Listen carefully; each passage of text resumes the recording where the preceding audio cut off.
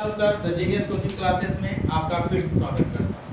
आज कल पिछले दो वीडियो में हम लोगों ने केवल पीरियोडिक टेबल की थोड़ी सी हिस्ट्री की बात की थी और क्यों बात की थी। आज हम क्लास 10 के chapter number 1 chemical changes and reaction की बात करेंगे। आज के टॉपिक में हम ये सीखेंगे कि हम केमिकल इक्वेशन बनाते कैसे हैं और केमिकल इक्वेशन को हम बैलेंस कैसे करें। इन दो बातों पे, इन दो टॉपिक पर हम बात करेंगे, क्योंकि हमारे केमिस्ट्री के बच्चों को सबसे ज्यादा समस्या ये होती है कि सर हम ये इक्वेशन कैसे बनाते हैं, हमें इक्वेशन बनाना नहीं आता और सर इक्वेशन बन तो जाता है, फिर अगर उनको बैलेंस करना होगा तो कैसे करें। आइए मैं आज आपको सबसे आसान तरीका कि केमिकल इक्वेशन कैसे बनाते हैं और केमिकल इक्वेशन को बैलेंस कैसे करते हैं, सबसे आसान तरीका जो आप कभी नहीं देखिए।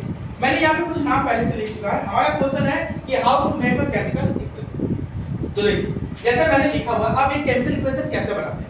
लेकिन बच्चों आप ये जान जाओ कि केमिकल इक्वेशन बनाने के लिए सबसे जरूरी है कि आपको उस केमिकल के वैलेंसीज याद।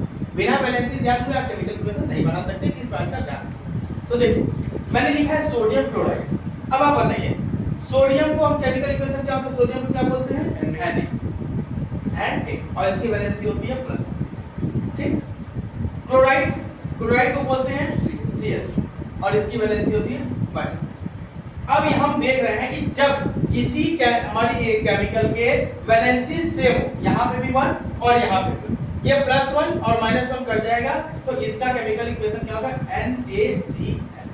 अगर वैलेंसी सेम है तो, एंड अगर वैलेंसी सेम है, यहाँ पे +1 यहाँ पे -1 तो +1 -1 कट जाएगा और इस केमिकल इसका इक्वेशन क्या हो जाएगा, NaCl। यानी हम सोडियम क्लोराइड को क्या कहेंगे, NaCl, सोडियम क्लोराइड को NaCl। दूसरा एल्युमिनियम क्लोराइड। अब याद करिए, आपको याद होना चाहिए, मैंने पहले बताया वैलेंसी याद होना चाहिए। एल्युमिनियम बोलते हैं Al और इसकी वैलेंसी होती है +3, ठीक है। उसके बाद फिर क्लोराइड, क्लोराइड की वैलेंसी होती है -1। अब हम देख रहे हैं बेटो कि यहाँ पे वैलेंसीज हमारी सेम नहीं है।